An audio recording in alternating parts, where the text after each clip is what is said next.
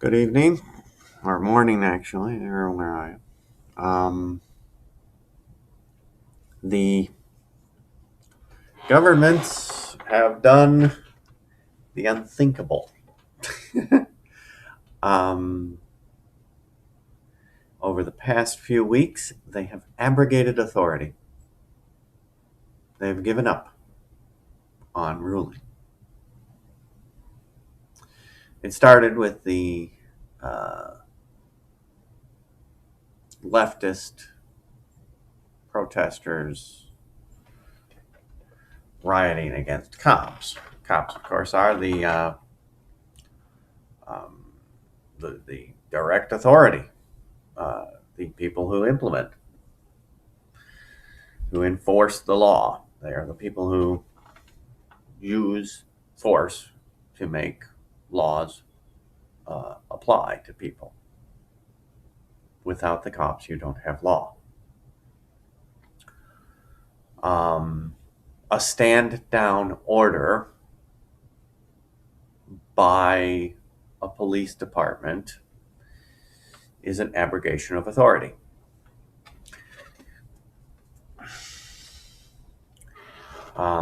And these started happening back in the 2016 era, time when people they didn't like were being rioted against. But now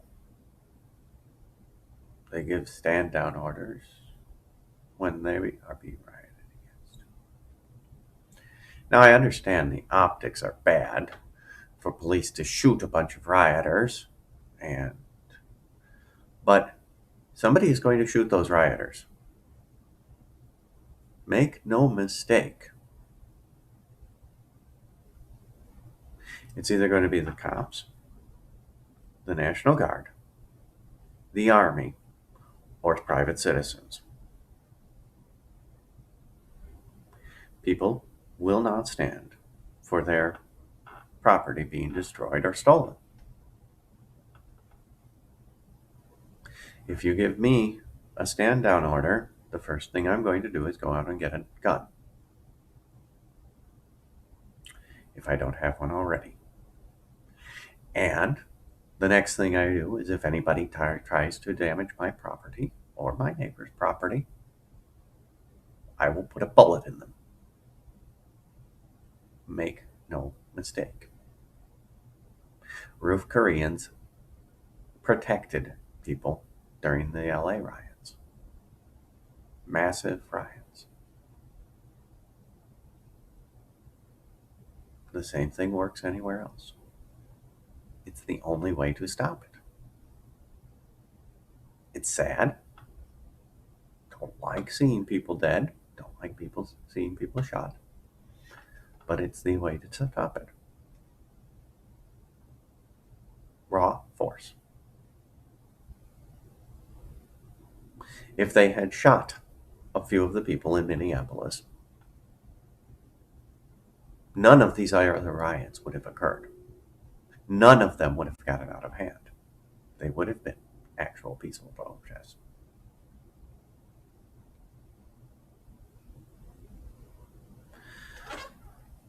Now,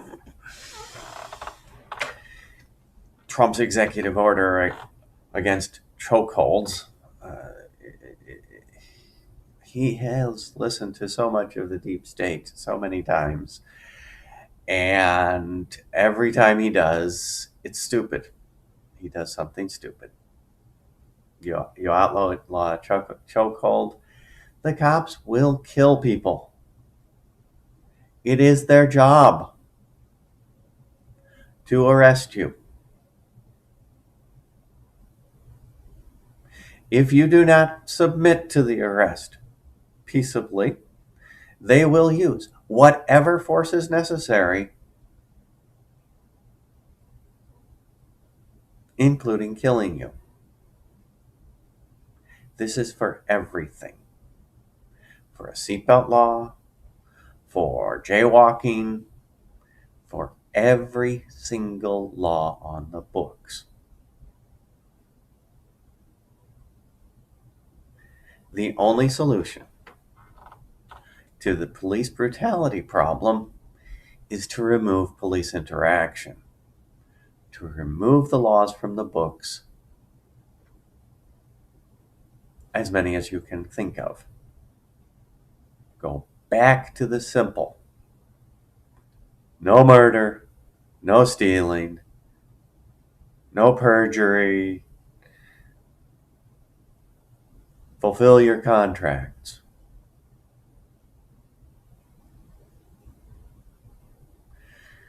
The only way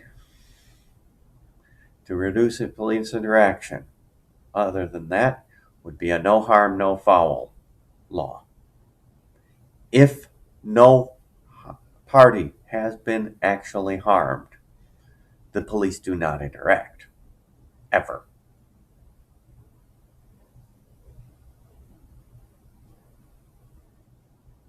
And you don't make laws to protect animals.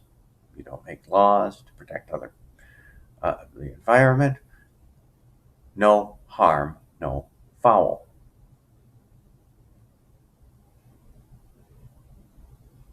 If a person or a person's property is not harmed, then there is no harm no cause for the police involvement.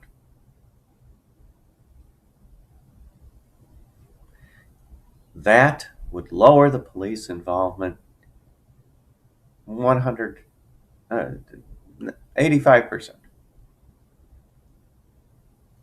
maybe 95%. The police would barely ever do anything.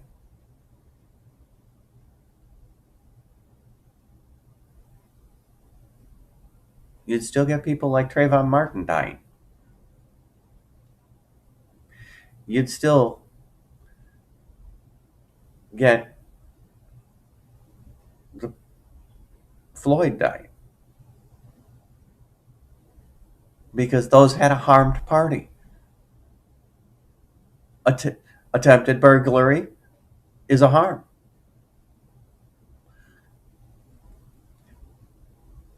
Passing counterfeit is a harm.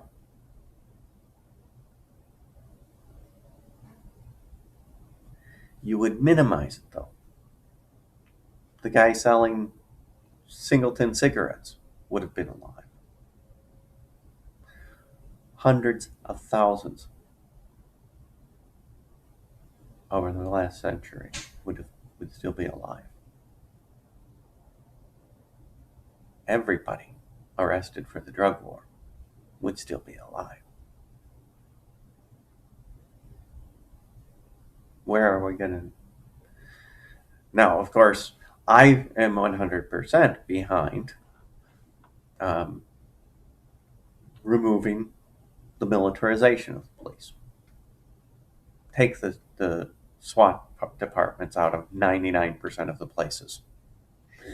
The only places that should have a SWAT team should be countywide, a sort of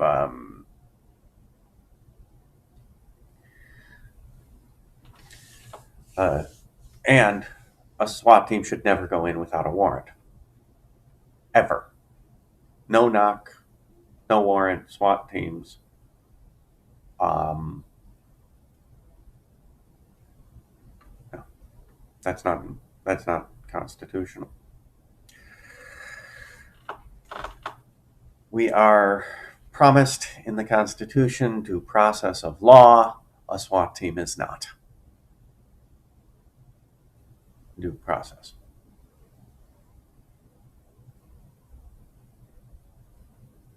Just because they wear a badge does not make them non-military.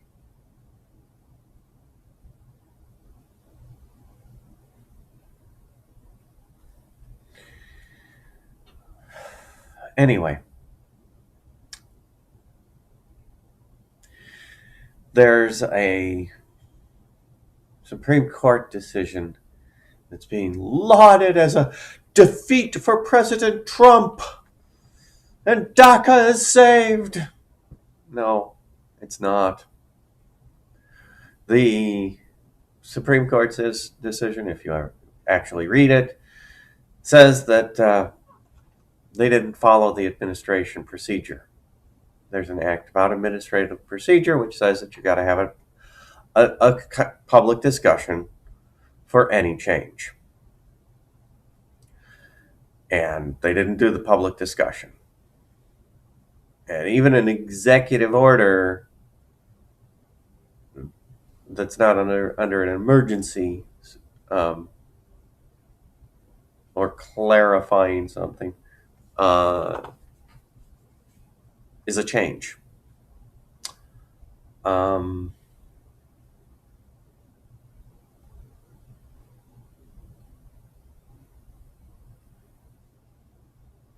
So that's all. The only thing it stops is 30 days while they schedule a public hearing, hold a public hearing, and then after it, stop DACA, according to the law. Gone. The only other way to do something would have been to have them, instead of just deciding it's illegal, to have them have sued to stop DACA, which happens all the time these days because our government is so fucking complicated. But that's all. On the day I am elected, if you choose to do so, I will direct all the heads of illegal operations to hold a public hearing about their illegal status and prove their legality under the law, their ability to continue without a congressional authority. And if they don't, day one of my presidency, I will personally sign that order,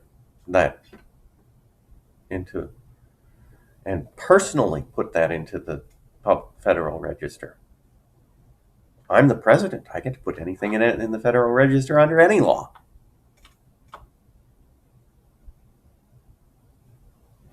"30 days later, those hearings are held. 31 days later, those places are gone.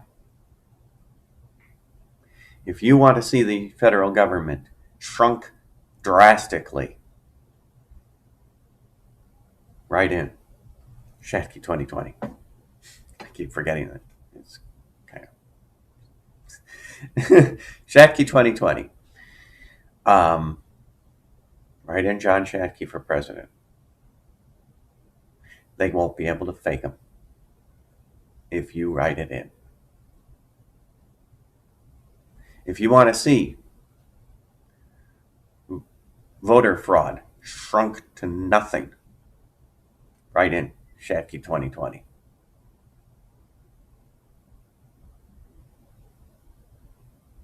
Because if all the votes come in as write-ins for president,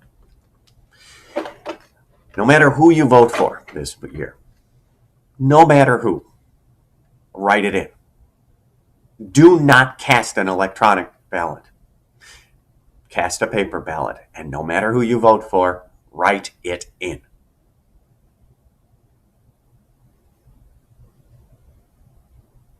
Do not let it be auto-tallied.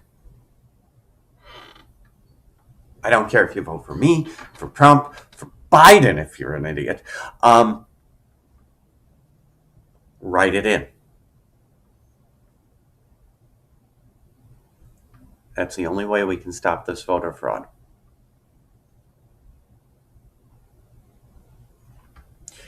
Anyway, peace and joy, and may